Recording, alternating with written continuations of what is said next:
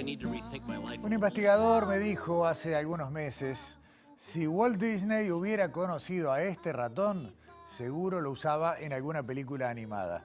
Y es cierto que el Wilfredonis oenax, el ratón de hocico ferrugíneo, habitante casi exclusivo del territorio uruguayo, es tierno y encantador.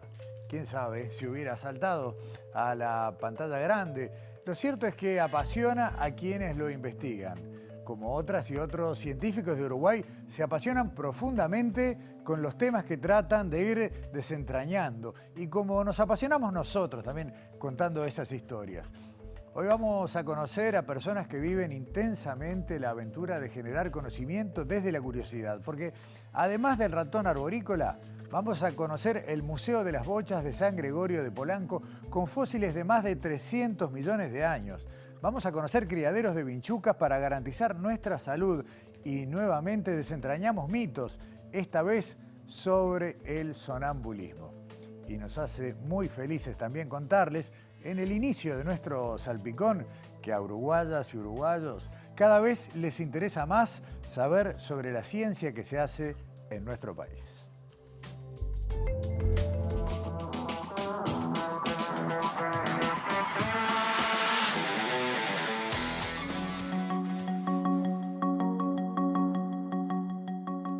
Crece el interés de los uruguayos por la ciencia, la tecnología, la innovación y los emprendimientos. Según la última encuesta de percepción pública sobre ciencia, tecnología e innovación y emprendimientos, realizada por la ANI en octubre de 2021, más de la mitad de la población considera que Uruguay se destaca en ciencia y tecnología 4 puntos porcentuales más que en la edición del año 2014. El 76% de la población considera que lo que se investiga en Uruguay es de utilidad para las necesidades del país. Con respecto a la profesión científica, el 64% señala que es atractiva, mientras que el 70% cree que es prestigiosa. Los temas que despiertan mayor interés para la sociedad uruguaya son la alimentación y el consumo, seguido de la medicina y la salud. En tercer lugar, el deporte. Ciencia y tecnología es la categoría que más aumentó, pasando del 7% en 2014 a 17% en 2021. De acuerdo a los resultados, 7 de cada 10 uruguayos afirman que utilizan Internet para buscar información científica y miran programas o documentales por televisión sobre ciencia, tecnología o naturaleza. Encuentran nueva especie de perezoso en Uruguay, ampliando el registro fósil del sitio paleontológico de Arroyo del Vizcaíno. Investigadores de la Universidad de la República reportaron el descubrimiento de un húmero que presenta características únicas y diferentes a las especies de perezosos conocidas en el sitio. El hallazgo, publicado recientemente, revela la presencia del perezoso terrestre Notroteriops en el país. Esta especie de perezoso nunca había sido descubierta tan al sur. El húmero que permitió la identificación fue encontrado en 2016, pero el análisis detallado de los fósiles confirmó recientemente que se trataba de este género, sumando así un nuevo notroterio para Uruguay. El vizcaíno, ubicado cerca de la localidad de Sauce y con una edad estimada de 30.000 años, es sitio clave para la paleontología en Uruguay. Desde 1997 se han recuperado más de 2.000 fósiles de mamíferos de la megafauna del Pleistoceno, que abarca un periodo desde hace unos 2,5 millones de años hasta hace aproximadamente 11.000 años. Entre estos fósiles, los perezosos han sido los protagonistas destacados. El hallazgo de esta quinta especie de perezoso en Sauce llevó varios años de investigación y análisis por parte de los paleontólogos Luciano Varela, Sebastián Tambuso y Richard Fariña, junto a investigadores de Argentina y Estados Unidos. Ya están abiertas las inscripciones para que mujeres que trabajan en áreas de la ingeniería y otras disciplinas científicas relacionadas con la tecnología postulen al premio Ada Byron, que busca visibilizar la labor femenina y la trayectoria en estos campos. El premio es impulsado en Uruguay por la Universidad Católica, pero está abierto a profesionales egresadas de cualquier institución universitaria. Se trata de la segunda edición de este galardón, que lleva el nombre de Ada Byron en honor a la primera programadora de computadoras de la historia. Byron, también conocida como Ada Lovelace, fue una matemática y escritora británica que vivió en el siglo XIX. Las postulaciones cierran el 7 de agosto. Las bases y más información sobre el premio se pueden encontrar en www.premioadabyron.ucu.edu.uy. Investigación científica busca adolescentes y jóvenes de entre 15 y 19 años para evaluar cuestionarios sobre salud mental.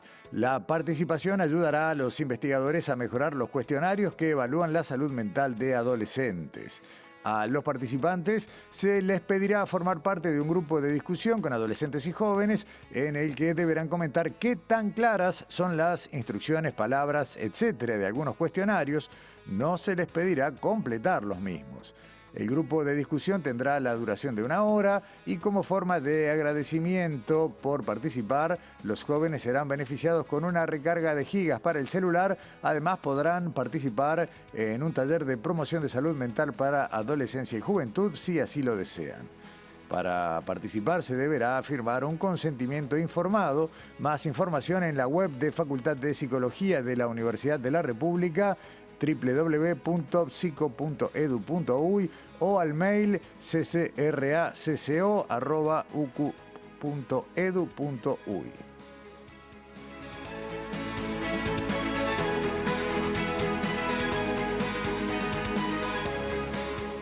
La enfermedad de Chagas, también conocida como tripanosomiasis americana, es una afección causada por el parásito Trypanosoma cruzi.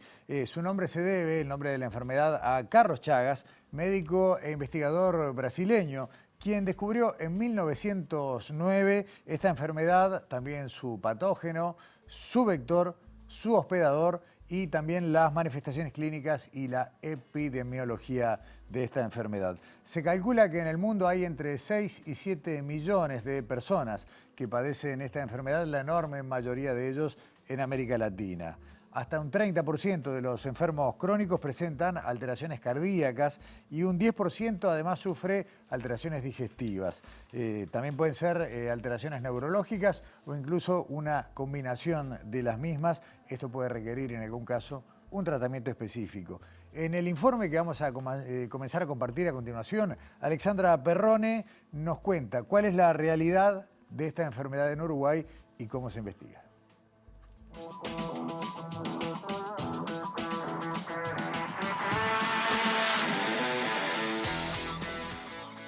La enfermedad de Chagas, una de las enfermedades consideradas olvidadas. En este informe de Sobre Ciencia vamos a conocer cuál es la situación de la enfermedad de Chagas en Uruguay y vamos a conocer un criadero de vinchucas. El mal de Chagas es una enfermedad producida por un protozoario llamado Trypanosoma cruzi y es transmitida al hombre y otros hospedadores mamíferos por insectos infectados llamados triatominos, más conocidos como vinchucas. Trypanosoma cruzi, que es el agente que produce la enfermedad de Chagas, se transmite de diversas maneras. El mecanismo de transmisión más importante es el mecanismo vectorial, que es a través del insecto transmisor, que es la vinchuca. Después tenemos el mecanismo de transmisión transfusional, o sea, una persona infectada, se le saca sangre y se le transfunde a una persona que no la tiene, y si justo hay tripanosomas en la sangre en ese momento, se puede contagiar, digamos, al receptor de ese volumen de sangre. Ese mecanismo en Uruguay está controlado desde el año 1985 porque es obligatorio hacer, en las personas que van a donar sangre, es obligatorio el screening serológico. O sea, se hace todo una pesquisa de distintas enfermedades transmisibles, entre ellas de enfermedad de Chagas, y desde el 85 ya no hay transmisión por ese mecanismo porque se descartan los volúmenes de sangre que tienen Trypanosoma cruzi.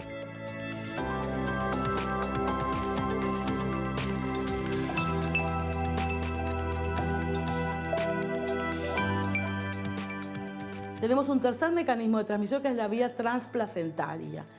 Una mujer embarazada, si justo tiene tripanosoma circulando en la sangre, infectada y que justo tenga tripanosoma circulando en la sangre, puede transmitir a través de la placenta el parásito al feto. Ese mecanismo de transmisión no es controlable, o sea, no lo podemos erradicar, no lo podemos cortar, pero sí podemos estudiar al bebé cuando nace y de esa manera podemos, en todo caso, tratar al bebé y cortar de esa manera la transmisión.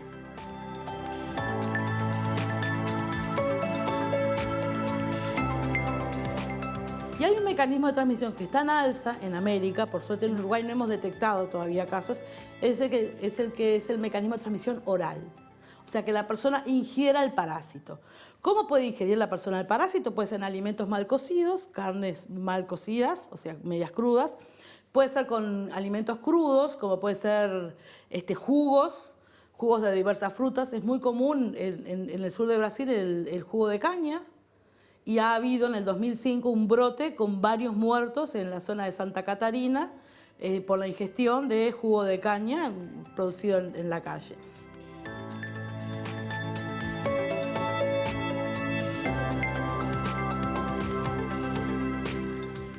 Y ahora, miren esto, ¿no? Porque es bien que es la ciencia aplicada a veces hasta contra lo que nos parecería razonable, pero ¿cómo diagnosticar, por ejemplo, si un bebé fue contagiado con Trypanosoma cruzi por la vía transplacentaria? En el Instituto de Higiene de la Universidad de la República se viene trabajando en métodos alternativos, técnicas moleculares para poder detectar la enfermedad de Chagas, pero mientras tanto se utiliza el método conocido como senodiagnóstico. Y ahí entra en juego la importancia de este criadero de vinchucas, como vamos a ver en la segunda parte del informe de Alexandra Perrone.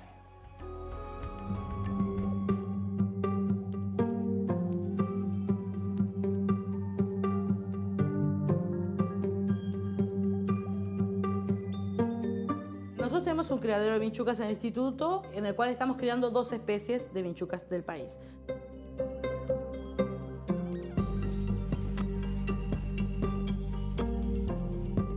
Tratoma infestans, que es la vinchuca responsable de la transmisión a nivel de las viviendas y que ya está controlada, ya no es más un problema de salud pública, pero puede que siga existiendo en algunos lugares medios recónditos o puntuales. Y Tratoma rubrovaria, que es nuestra principal vinchuca silvestre, la roja y negra, como le dice la gente.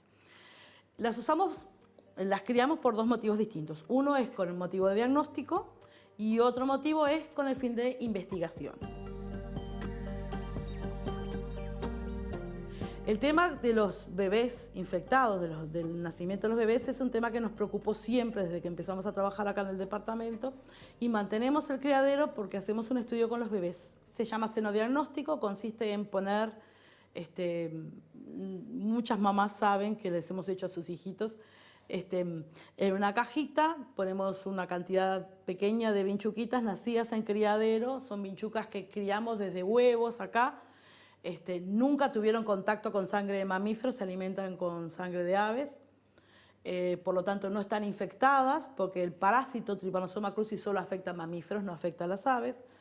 Entonces esas vinchuquitas que están sanas, sin ningún tipo de parásito que puedan transmitir, se alimentan de la sangre del bebé y nosotros las estudiamos a los 15 días, 20 días, 30 días, a ver si están infectadas o no. Los bebés que están infectados pueden nacer asintomáticos, sin síntomas, o en algunos casos tener síntomas que pueden ser de muy poca o mediana gravedad. Los síntomas de los bebés en general, si nacen con síntomas, son como un cuadro infeccioso sin ningún tipo de sintomatología característica. El niño puede nacer con fiebre, puede nacer con ictericia, pueden nacer, o sea, un neonatólogo va a ver un niño que tiene un aspecto de niño infectado, pero no tener mucha más noción de cuál podría ser el agente causante. Una vez que se diagnostica un niño infectado con Trypanosoma cruzi, se hace la denuncia al Ministerio de Salud Pública y el Ministerio de Salud Pública envía la medicación para que el niño se trate.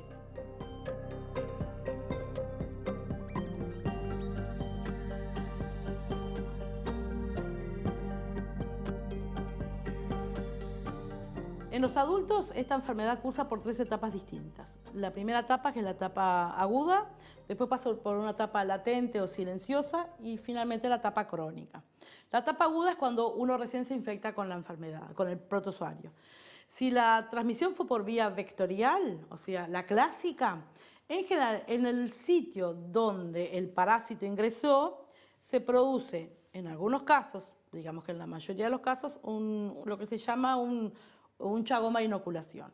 Si es en la cara y fue cerca del ojo, lo que se ve es el edema bipalpebral, que es el signo de Romaña, que es un edema de ambos párpados en un solo ojo, que puede durar unos 20 días aproximadamente, no duele, no pica, no molesta, nada, siempre tiene el ojo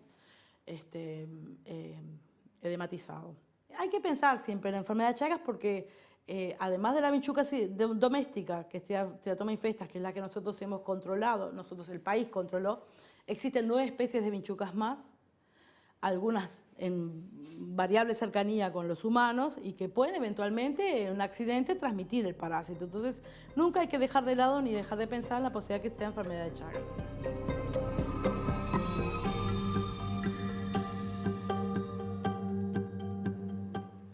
El criadero de vinchucas que acabamos de conocer es uno de los módulos, de los componentes del recientemente inaugurado laboratorio de vectores del Instituto de Higiene de la Universidad de la República, con inversiones realmente importantísimas, y vamos a estar volviendo sobre este tema en próximas semanas. Pero ahora, pausa y ya continuamos aquí en Sobre Ciencia en TV Ciudad.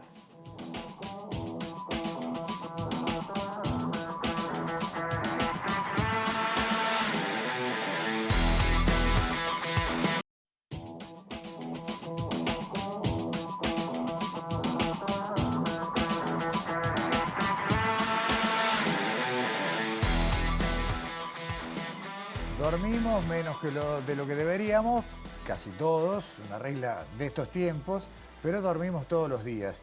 Y a muchos, cuando dormimos, nos pasan cosas que por lo menos no explicamos, no tenemos una explicación fácil. Y están rodeadas de mitos, y si hay un programa que últimamente se está dedicando a los mitos es Sobre Ciencia, y Daniela tiene una cruzada contra los mitos este año. Daniela Hirschfeld, ¿cómo andás? Bienvenida. Buenas noches, gracias. Sí, vamos a traer otro mito bien popular y que tiene que ver con lo que hacemos durante 1/3 de nuestra vida y 1/3 de nuestro día. Me encantaría que fuera 1/3. Que es dormir, sí, en el mejor de los casos. En el mejor de los casos dormimos 1/3 de nuestro día y por ende 1/3 de nuestra vida. Entonces vamos a hablar del sonambulismo, que es un trastorno que se presenta justamente mientras dormimos y alrededor del cual hay por lo menos un mito, que es el de que no hay que despertar al sonámbulo porque le podemos hacer mal, podemos generarle algún problema. ¿Qué es mal? ¿Qué es por el problema? No lo sabemos, pero eso es lo que repetimos. Se hablaba de cosas graves. Claro, sí. Exactamente. Entonces, bueno, lo que buscamos en esta sección es, del programa es, darle un fundamento científico, si lo tiene, y si no lo tiene, obviamente explicar que no. Pero bueno, vamos a hablar primero entonces qué es el sueño, porque el sueño es una parte de nuestra vida muy necesaria, no es solamente eso que, como lo que uno puede decir, perdemos el tiempo durmiendo. Claro, es el momento no productivo de la jornada. Exacto, hay un montón de procesos fisiológicos que ocurren mientras dormimos y que si no lo tuviéramos realmente nos afectaría la vida. Se dice que, que podemos pasar más tiempo sin comer que sin dormir, y tendríamos riesgo de vida. Entonces, bueno, ¿qué es el sueño? Es este proceso, es una parte del día en que ocurren diferentes fases, ¿no? Fases del sueño, seguramente alguna vez escuchamos hablar. Es un poco la placa que vemos ahora. Hay una fase REM y otra fase no REM, que tiene que ver con el grado de sueño, con la profundidad del sueño que tenemos. REM es una sigla que en inglés que habla del movimiento del ojo, ¿no? Movimiento rápido del ojo. Exactamente. Sí. En una de esas fases el ojo se mueve y en otra no. Por eso se llama REM y no REM. Okay. Pero bueno, entonces, hablando de qué es el sueño, vimos en esta placa, vamos a hablar de un grupo de trastornos que se presentan en la fase no REM. Ese grupo de trastornos se llaman parasomnias y que son alteraciones muy variadas. Hay varios tipos de parasomnias que en general son benignas. Entonces vamos a hablar de una en particular que es el sonambulismo. Para eso vamos a traer una palabra experta y vamos a hablar con la doctora Cecilia Orellana. Ella es neuróloga, especialista en medicina del sueño y fundadora y expresidente de la Asociación del Sueño de Uruguay. Esto es lo que nos contó Cecilia Orellana sobre las parasomnias y el sonambulismo.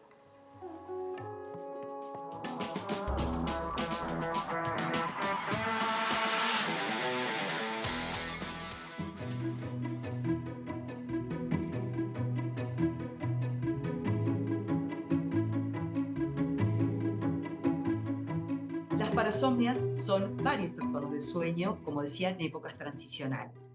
El sonambulismo es una de ellas. También está el despertar confusional, en el cual el paciente se sienta en la cama, mira alrededor un poco perdido y se vuelve a acostar, pero no sale de la cama. Las otras parasomnias que existen son los terrores nocturnos, son gritos desesperados que ocurren durante la noche. El niño no está soñando ninguna pesadilla. Digo el niño porque es mucho más frecuente en niños, a pesar de que se puede presentar en algún adulto, pero la frecuencia es menor. No se recuerda ningún ensueño ni ninguna pesadilla, simplemente es esta transición inapropiada que genera los gritos. Otras dos parasomnias no REM mucho menos frecuentes son la sexsomnia, actividades sexuales inapropiadas en la noche, no provocadas por ningún estímulo sexual, ni por sueños, ni por nada. Es un trastorno transicional de la misma manera. Y el síndrome de hiperingesta nocturna o de cena nocturna, en el cual el paciente que está dormido puede levantarse a comer o a cocinar, en cuyo caso puede lastimarse si empieza a cortar algún tipo de alimento, o dejar una hornalla prendida con el riesgo que esto puede conllevar incendio.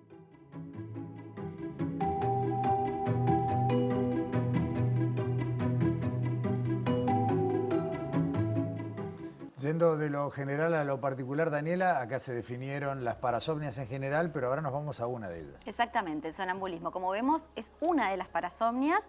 Hay varias y bien diferentes, por eso es bien variado. Pero ahora le preguntamos a Cecilia Orellana qué es el sonambulismo para definirlo como trastorno. Y esto es lo que nos dijo.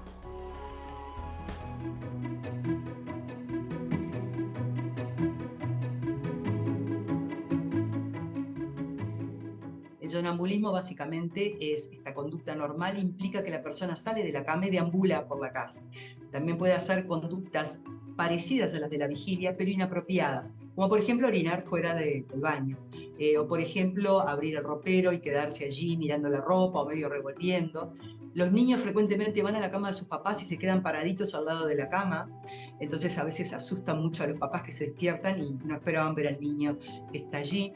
Básicamente son conductas con una actitud tranquila y son frecuentes sobre todo en la infancia.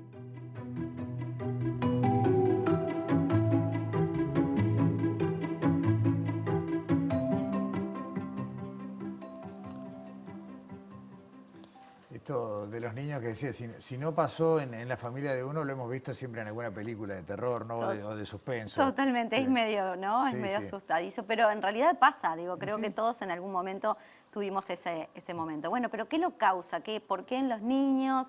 ¿Cuáles son los motivos, las razones? También se lo preguntamos a la doctora Orellana y nos contó esto.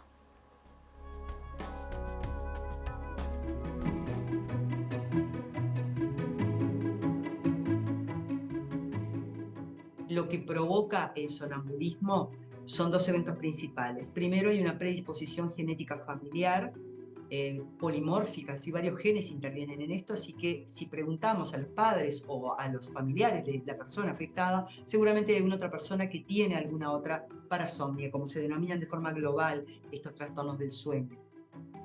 Sobre todo en pacientes sonámbulos, lo que más puede provocarlo es los cambios en su rutina cotidiana de sueño.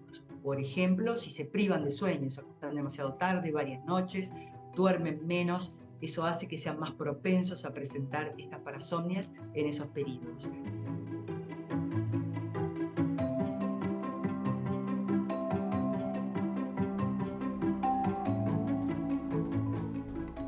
Nos vamos arrimando al mito, pero todavía falta un poquito, Daniela. Sí, vamos a hacer un premito ahora. Está bien. Porque en realidad, bueno, vimos qué es el sonambulismo, cuáles son las causas, hay causas genéticas, hay causas del mal dormir, pero otro de los mitos quizás del sonambulismo es qué pasa el otro día, si nos acordamos, si no nos acordamos. Esto también se lo preguntamos a la doctora Orellana y bueno, nos devela este premito sobre si lo recordamos o no al día siguiente.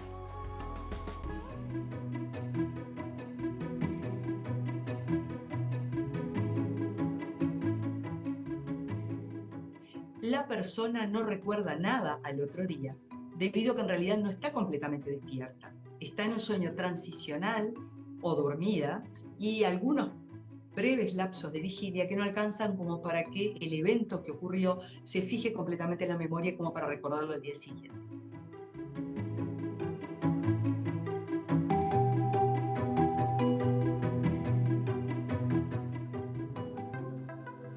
Despierto, o no despierto a una persona sonámbula? Ahí está, basta de cháchara. That's the question. Basta de cháchara. Vamos a responder el mito. Ya sabemos qué son las parasomnias, ya sabemos qué es el sonambulismo, ya sabemos qué lo causa. Ahora respondamos la pregunta que nos trajo hasta aquí, ¿no? ¿Es bueno, no es bueno? ¿Qué causa realmente algún problema despertar a una persona sonámbula? Cecilia nos contesta esta pregunta.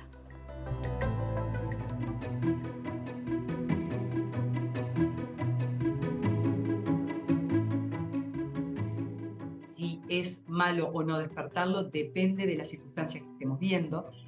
No le va a suceder nada al sonámbulo si lo despertamos, pero lo que aconsejamos es acompañarlo con cariño y lentamente nuevamente a la cama sin forzarlo. El problema de cuando uno intenta forzar o despertar bruscamente a la persona sonámbula, la persona se despierta confusa y puede ser que golpee o que se caiga o que haga alguna otra actividad que no depende de que sea un problema, sino de que lo despiertan en un momento en que debería estar dormido.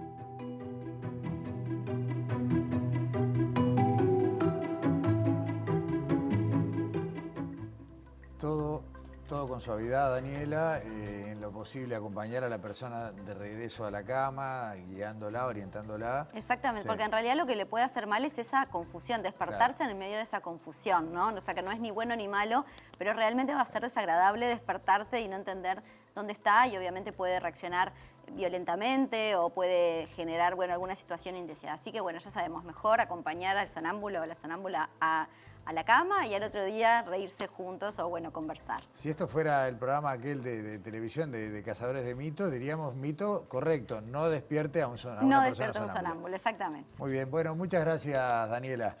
Hasta la semana que viene. Nos vemos. Y ahora vamos a cambiar de tema de una manera radical, pero lo lindo es que siempre estamos en la ciencia y siempre estamos en el ámbito del descubrimiento. Y Wilfredomis oenax, nombre que dice poco, ratón de hocico ferruginio, tal vez nos puede empezar a dar una idea de qué es lo que estamos hablando. Es una especie amenazada de Uruguay. Su conservación es prioritaria y es muy poco estudiada. Vamos a contar la historia de este ratón y también la historia de la investigadora Alexandra Cravino del Grupo de Biodiversidad y Ecología de Facultad de Ciencias. Esto es casi como una película del encuentro entre ratón y humana.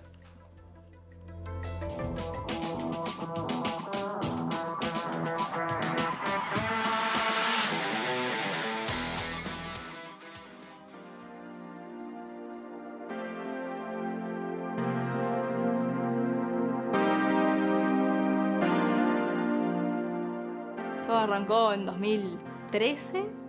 Estábamos haciendo recorridos de muestreo en general, yo mamíferos grandes, un compañero Pablo de aves, y dada su curiosidad con las aves, metió la mano en un nido de ave y lo que salió no era una ave, sino que era un ratón. Entonces, muy contento, nos dijo, salió un ratón de un nido. Y uno a veces dice, pudo haber sido cualquier cosa. Pero si a vos te dicen que de un árbol, de un nido, salió un ratón, solo podía ser uno, que era el famoso que también nos trae acá hoy, que es la rata o ratón de hocico ferruginio.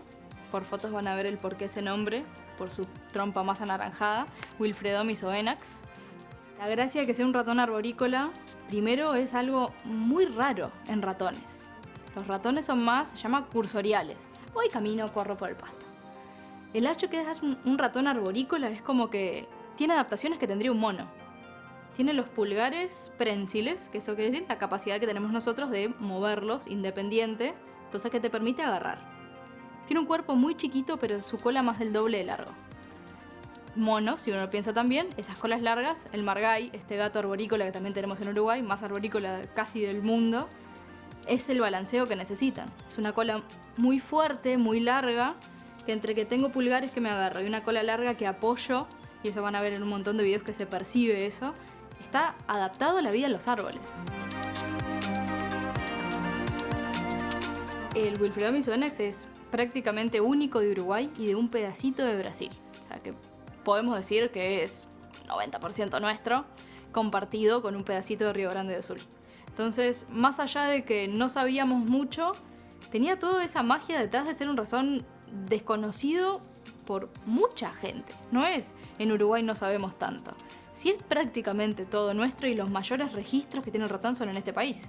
Entonces era una oportunidad de evaluar un ratón desconocido, amenazado y, dentro de lo que es Uruguay, prioritario para la conservación y prioritario para el Sistema Nacional de Áreas Protegidas.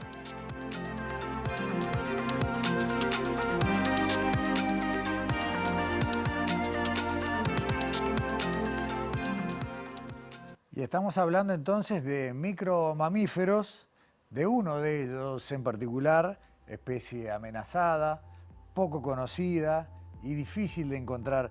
¿Qué estrategia hubo que diseñar entonces para empezar a conseguir imágenes que sirvan a la investigación científica del ratón de hocico ferrugíneo? Lo vemos a continuación.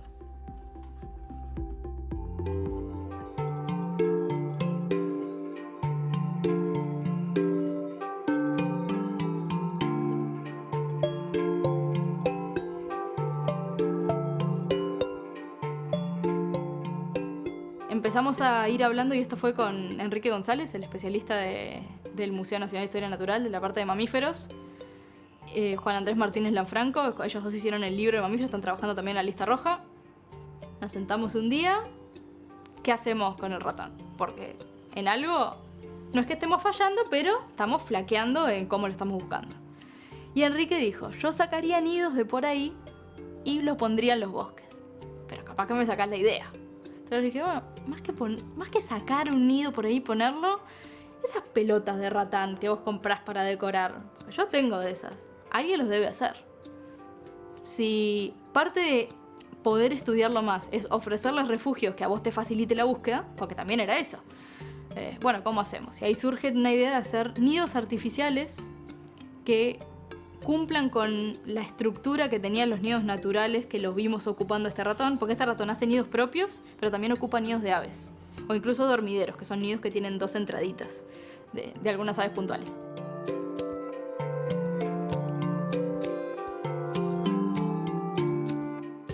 A los 3 meses de haber puesto los primeros nidos, nos encontramos con el ratón en ellos. Entonces ahí ya era fotografías, videos, de la alegría de decir, conquisté algo que no sabíamos que era y es un antes y un después en cómo trabajamos con estos ratones. O vamos a sacar el concepto de ratón y ahora les explico por qué. Micromamíferos que usan la parte más alta de los árboles, que son quizás de hábitos arborícolas. Entonces el salto fue decir, si logramos generar una cámara para que detecte micromamíferos, con eso es el combo perfecto de el nido que usa, no sé cuándo lo usa, la cámara va a saber cuándo lo usa, y era la aliada que nos estaba faltando. Esta cámara, diseñada para ello, permitió también ver que el nido no es que decía soy para ratón, así como la cámara no sabe que tenía que sacarle foto a los ratones. La cámara se detecta para lo que está delante, el nido es un potencial hogar o zona de paso para un montón de especies. Tenemos un montón de aves en fotografías que hacen uso, pero lo más sorprendente de todo, lo más llamativo, fue pensado para mamíferos chiquitos. Y el otro personaje que nos aparece bastante es un pequeño marsupial que tenemos en Uruguay que se llama marmosa. Piensen en una comadreja y disminuyanla a 3 centímetros, por decirles un tamaño de cuerpito más la cola, que también tiene su agilidad en los árboles, una cola larga, y lo vemos también en estos nidos.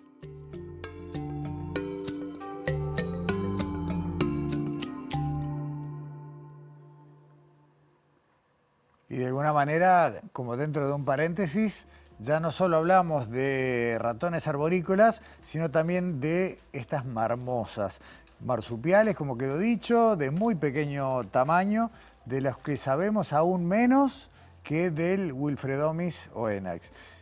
No se pudo definir qué zona geográfica habitan estas marmosas en nuestro país. Según nos explica en otro momento Alexandra Gravino, se supone que existen 4 especies de marmosas en el territorio uruguayo, todas del género Cryptonanus, pero aún se desconoce realmente cuántas son, cuántas especies, cuántos ejemplares estima su población. Son todas potencialmente amenazadas y prioritarias para la conservación en el país.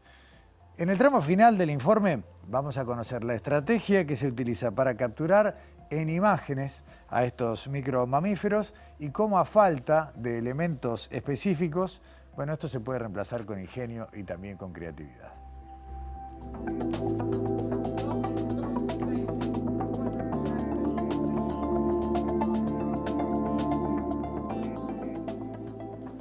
El primer paso es un poco colocar el nido en algún lugar donde creamos que está interconectado por ramas. ¿Por qué? Porque hablábamos que es arborícola. Eso quiere decir que no es que va a saltar desde el piso o subir, sino que tenemos que buscar conectores que de alguna manera lleven a que use el nido de alguna forma. Una vez que lo tenemos colocado, que fue lo primero que hicimos durante años, pudimos verlo adentro de los nidos, van a ver fotos, videos también de eso, pero nos faltaba saber cuándo estaba, cuándo no, porque vos no estás las 24 horas del día. Y ahí es cuando surgen la idea de adaptar una cámara trampa para que sirva para estas especies.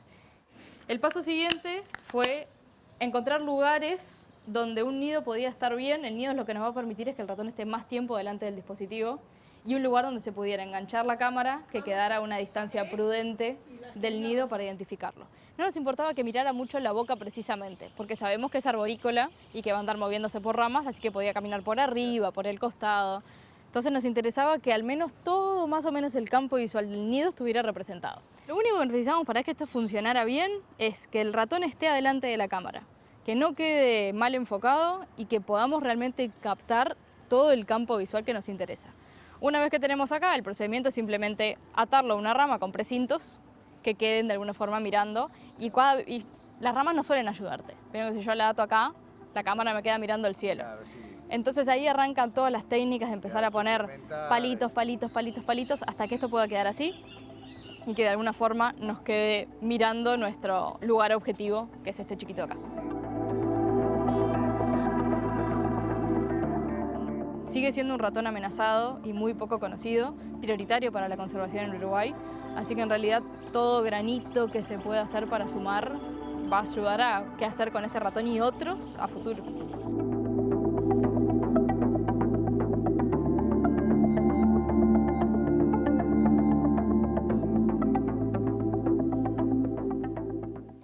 Y a modo de cierre, queremos contarles también que el ratón de hocico ferrugíneo será protagonista de una historieta de divulgación científica. Está en proyecto de elaboración y bueno, como adelanto, ustedes ven a mis espaldas algunas de las ilustraciones de esa publicación que, como decimos, ya está en curso, está en elaboración. Nueva pausa en Sobre Ciencia. A la vuelta, entre Montevideo y San Gregorio del Polanco, hablamos de las bochas y del Museo de las Bochas y de cientos de millones de años para atrás.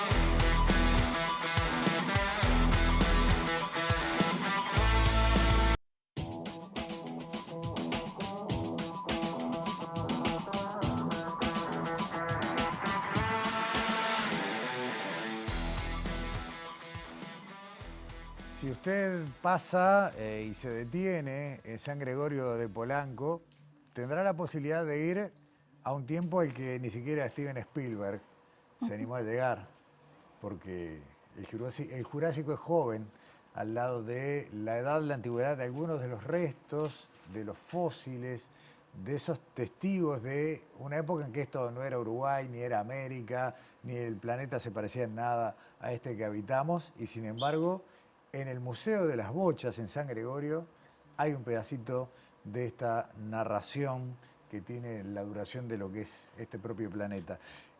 Vamos a hablar del Museo de las Bochas, vamos a hablar de lo que hay en él, del valor que tiene esta colección, que no nos damos cuenta, no tenemos idea del valor que aporta el conocimiento, hasta podemos hablar de valor económico, que no corresponde, pero también es real, que hay en este lugar. Le agradecemos muchísimo a Graciela Piñero, a Pablo Núñez de Marco, que nos estén acompañando sobre ciencia. Bienvenidos, bienvenida, bienvenido. Muchas gracias. ¿Qué son las bochas? Gracias por la invitación. Bueno, ¿por qué tiene importancia este museo? Me gustaría decirlo. La primera importancia es que surgió en la medida de proteger un patrimonio que estaba disperso. y que había sido trasladado a otros países donde otros paleontólogos que no eran uruguayos lo habían estudiado. Eso en primer lugar. Y segundo, que en ese museo se preservan fósiles exclusivos, porque hay muy pocos en el mundo, fósiles que se preservaron dentro de concreciones fosfáticas, en algunos casos sideríticas, porque tienen mucho hierro, y eso favoreció enormemente la preservación del animal o del vegetal y de sus partes blandas. Por lo tanto, es algo inédito, bastante poco común en paleontología y debe tener recibir esa importancia que se merece. O sea, la naturaleza protegió a estas formas de vida envolviéndolas en lo que uno comúnmente diría en una piedra. Exacto. ¿Cuál es el fenómeno que hay atrás? Hay que entender que Uruguay hace 300 millones de años era un océano. Sí, en este océano vivían un montón de bichos, ammonoideos, trilobites, corales, y todos los bichos mueren y caen al fondo. Si tienen la suerte de no ser depredados por otro bicho, por ahí los cubre un flujo de lodo, ¿sí?, que los proteja de que algo más los deprede, y empiezan a descomponerse. La descomposición empieza a generar un montón de productos químicos, ácidos, que empiezan a reaccionar con el agua. Y no solo con el agua, sino con los minerales y las sales que tiene el agua, y los propios sedimentos donde está enterrado, ¿sí? El agua no solo tiene cloruro de sodio, tiene calcio, tiene potasio, tiene fosfatos, tiene hierro disuelto, también magnesio. Todo eso reacciona y va, según lo que hayan las concentraciones del agua, va generando una suerte de cemento alrededor de este ser vivo que lo va protegiendo y lo va cubriendo. Al final, con el pasar de los miles y millones de años, todo ese sedimento se vuelve una roca dura, se litifica, se dice. Pero estas regiones donde estaban estos seres vivos queda muy cementada, queda especialmente cementada. Después de todos estos procesos vienen ríos, baja ese mar y vienen procesos de ríos y demás, que erosionan la roca, rompen la roca más blanda y nos dejan solo las partes más duras, que son las bochas donde están atrapados estos fósiles. Después de esto vienen glaciares, y los glaciares arrasan con todo, levantan las bochas, y ahora encontramos las bochas en depósitos de glaciares. O sea, lo que son lechos de glaciares de otro tiempo, pero mucho más acá, digamos, geológicamente mucho más cerca en el tiempo. Sí, Exactamente. eso vamos a estudiarlo, si son o no son correlativos en el tiempo, ¿no? Es lo que estamos estudiando con Pablo. Vos decías recién, Graciela, que hay piezas únicas, hay piezas que son escasas. ¿Cuáles son las particularidades de esta colección? Se puede hablar de colección en este caso, sí, ¿no? Sí. Que la hacen, es única en el mundo. Sí, es una colección porque ya fue autenticada por la Intendencia Municipal de Tacuarembó. O sea, yo presenté un proyecto, la Intendencia lo aceptó y por eso hicimos el museo.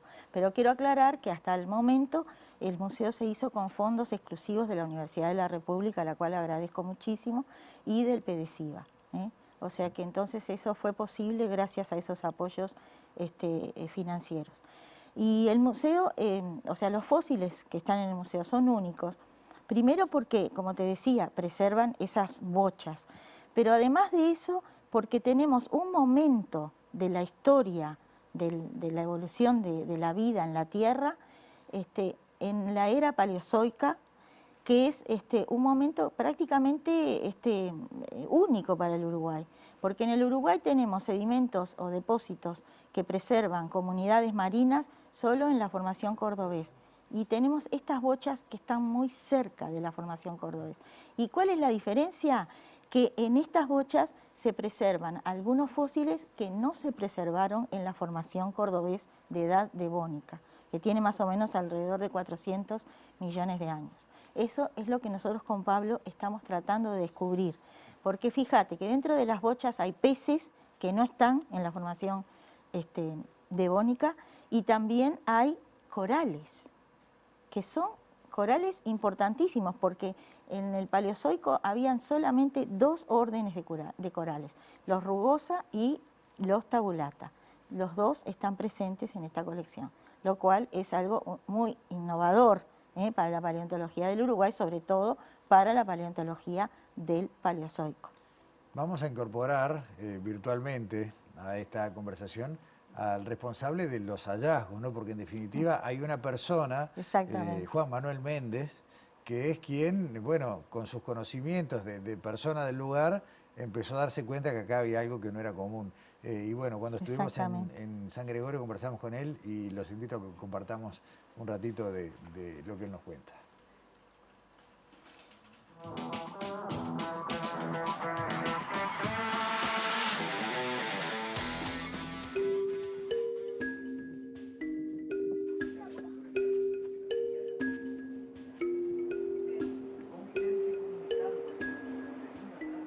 Desde los 21 años más o menos vengo juntando mucho. Mi trabajo es de hacer escultura, ¿no? Y yo toda piedra que encontraba trataba de romperla para transformar en una obra cualquier clase de piedra que fuera trabajable. Y bueno, y ahí me empecé a encontrar con piezas distintas a las piedras que eran como animales. Ahí adentro sabía que eran animales, pero no sabía lo que eran. Y desde ese momento fui guardando.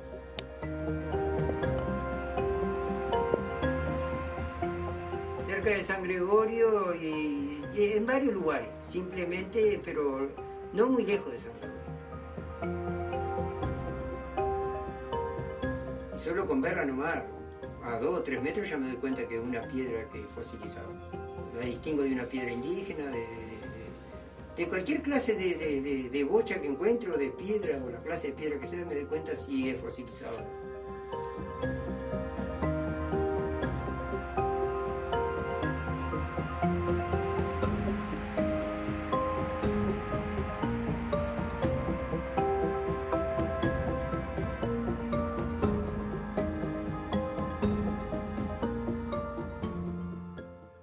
Apenas un tramo de una charla muy larga, además hay que decir que Juan Manuel está casi permanentemente en el museo, recibe a mucha de la gente que va y bueno, entre anécdotas. Es el director y el protagonista más importante, porque él fue el que juntó esas bochas y así se armó esa colección tan importante. Un segundo antes de empezar a hablar de esto que estamos viendo ahora, que es información un poco más detallada. Creo recordar que hubo algún intento incluso de comprar esta colección y llevarla al extranjero, ¿no? Que él recibió ofertas. Sí, exactamente. Sí. Y ahí me conoció a mí, entonces no pudo llevarlo a cabo y está muy contento con esa posibilidad que surgió. Que sí. A ver, entre ambos, estamos viendo piezas que son de la colección y que tienen valor intrínseco por sí solas. Ahí está, los cefalópodos que están representados tanto por los nautiloidea como los amonoidea. Allí estamos viendo, por ejemplo, un cono. Los conos son cefalópodos que tienen caparazones rectas, como se ve allí, como si formando un cono. Son de los más antiguos que se conocen y están representados en la colección de Juan Manuel Méndez en el Museo de las Bochas. Este descubrimiento fue importante porque ahora al final de la nota les voy a contar que estos fósiles, parte de estos fósiles, fueron llevados al exterior y entonces nosotros ahora tenemos alguna dificultad en la identificación porque no podemos contar con ese material que ya fue descrito. ¿Se fueron llevados y no volvieron? Sí, no volvieron. Después les voy a ahondar en eso. Mientras pasamos al que sigue, la formación de la bocha en sí misma, Pablo, no es que duró 300 años en formarse. Esto, digamos, fue el proceso que vos describías y después hay... Son procesos naturales, claro, que se van dando. Toman a veces unos pocos miles de años en formarse. Claro. A veces toman mucho más tiempo, depende de los procesos. Eso hay que estudiarlo más detenidamente en las rocas. Cuánto duró el proceso, que en realidad es la diagénesis y la litificación de la roca. Pero también se puede saber con estudios más detallados. Graciela. Allí tenemos una reconstrucción de esos cefalópodos que se llaman ortoconos o fragmaconos rectos, que son bastante únicos. No hay un igual en las faunas actuales de cefalópodos. Está bien. ¿En otras partes del mundo se han encontrado similares? Sí. En otras partes del mundo se han encontrado, pero los de Uruguay tienen una característica que es aquella de que preservan partes blandas, como te dije anteriormente, que no están preservadas en otros lugares donde aparecen amonoideos o cefalópodos ortoconos. Y en el caso de peces debe ser clave. En el caso de peces lo mismo, porque nosotros tenemos, por ejemplo, preservado el cráneo. que es una parte muy importante para el estudio, ¿verdad? De hacer un estudio sistemático o taxonómico de estos animales. Pero además de eso, nos podría decir también parte de lo que es el ambiente, de cómo se comportan y cómo interactúan estos peces, por ejemplo, con los invertebrados, que son los cefalópodos, los corales y todo lo que hemos encontrado Los peces de esta época también son bastante especiales porque tienen un caparazón más óseo, tienen como placas que permiten reconocerlo mucho más fácilmente. No tanto escamas, sino más bien placas. Escamas y placas en la cabeza, por ejemplo, donde un pez actual no tiene esqueleto, ellos lo tenían, entonces ahí podemos ver cosas únicas realmente. Fíjate que se llevaron un material para España, perdóname, que es importante, que preserva el nervio óptico. O sea, vinieron algunos especialistas de Europa a visitar la colección del museo y nos pidieron en préstamo, con la condición obviamente de que va a volver a la colección del museo en 8 meses, no más de eso, y de que los estudiantes que están colaborando con el proyecto sean autores de los trabajos que surjan. Excelente. Hablabas de corales, hace un rato hablaban ambos de corales, acá tenemos coralitos. Ahí estamos viendo corales. Ahí está, esos son coralitos que a veces, por ejemplo, nos decían a nosotros que ahora presentamos un resumen a un congreso internacional y nos preguntaban, pero esos coralitos que ustedes encuentran, ¿no será que son corales aislados y entonces no hay una posibilidad de formar arrecifes? Bueno, la respuesta que yo les di es que no, en realidad hay un arrecife aquí formado porque estos son coralitos, o sea, son parte de esos corales rugosa que yo te decía. Pero nosotros también tenemos corales tabulata que en general siempre forman arrecifes. Por lo tanto, es uno de los arrecifes más antiguos que se conocen en el mundo. Nautilus, es uno de los que ha cambiado no demasiado a lo largo de cientos de millones de años de evolución, ¿no? Sí, exactamente. La evolución, por ejemplo, de estas formas que son en espiral, en vez de ser cono, son en espiral, la caparazón es de carbonato de calcio y se arrolla de esa manera. Y hay vamos a decir, se podría decir que son los parientes más antiguos del Nautilus que está representado en las faunas marinas actuales. Correcto. Como decía Graciela, lo que más se preserva son las partes duras, los caparazones, pero a veces todo este proceso de sedimentación hace que se queden preservados algunos órganos blandos de los bichos, que es lo más interesante para poder estudiar en estos yacimientos. Como ese, que es una rádula, es una lengua con dientes, que es bastante particular, o sea, no se encuentra prácticamente en ninguna monites del mundo, pero acá nosotros la tenemos preservada, y obviamente son materiales de gran importancia, ¿no? para el estudio biológico, por ejemplo, de estos animales. De hecho, se los llevaron justamente por la presencia de estos órganos. Digresión cortita, ahí hace 3 o 4 años, no menos, la película Amonita, que fue candidata a Oscar y además cuenta la historia de alguien que hacía lo mismo que Juan Manuel hace 100 años, ¿no? Pero que también tuvo un interés muy profundo por la paleontología y que en definitiva trabajaba con algo muy parecido a esto. Sí, claro, exactamente. Y Juan Manuel ha aprendido mucho en este año y medio que llevamos. Él ya sabía de los fósiles, pero ahora incrementó su conocimiento gracias al museo. En el ratito que nos queda y mientras terminamos de ver las placas con las piezas, ¿qué es lo que viene con esta colección? Porque esto no es algo que va a quedar en vitrina. Esto no es algo que solamente está allí para quienes lleguemos a San Gregorio a mirar. Ustedes traen a facultad, investigan, están elaborando documentos, papers, investigaciones. ¿Cómo sigue esto? Sí, eso es una de las cosas que queremos comentar. Que, por ejemplo, como vos me preguntabas, ¿hay fósiles únicos? Sí, hay fósiles únicos en el mundo. Nosotros presentamos ahora un resumen para dar a conocer esto que hallamos en las bochas de San Gregorio, que son embriones de amonoideos, envueltos en un saco reproductivo. Perdón, es lo que estamos viendo ahora. Es lo que estamos viendo ahora. Sí. O sea, lo que se ve ahora entre que brilla más son conchillas de amonoideos de más o menos 2 milímetros, 3 milímetros, hasta 5 milímetros.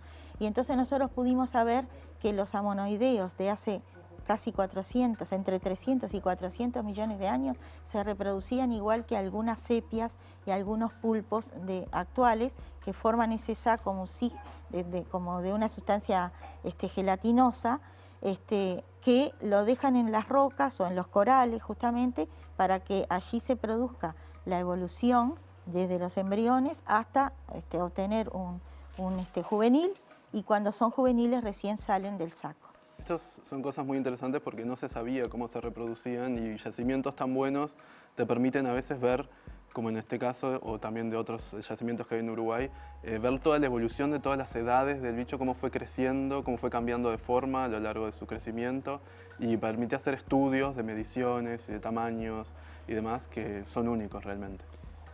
Graciela, Pablo, el tiempo se nos fue. Si tienen algo que no podemos dejar de decir, nos quedan 10 segundos. Bueno, yo quisiera decir lo que se viene, ¿no? O sea, por qué el museo tiene que seguir manteniéndose y por qué se va a incrementar su importancia. Nosotros ahora tenemos convenios con 2 países, uno es Francia y otro España, para estudiar estos materiales, hacer intercambio entre estudiantes, que es muy importante.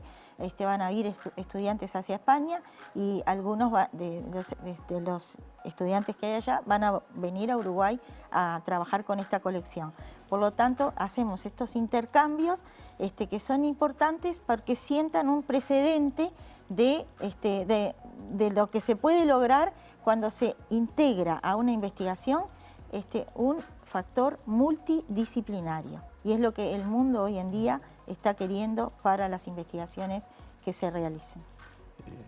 Graciela Piñero, Pablo Núñez, muchas gracias por venir a Sobre Ciencia. Esta No, nota va a tener ustedes. segunda y tercera parte porque hay muchísimo para contar, pero por hoy llegamos hasta acá. Muchas gracias, muy amable. Gracias a ustedes por la invitación.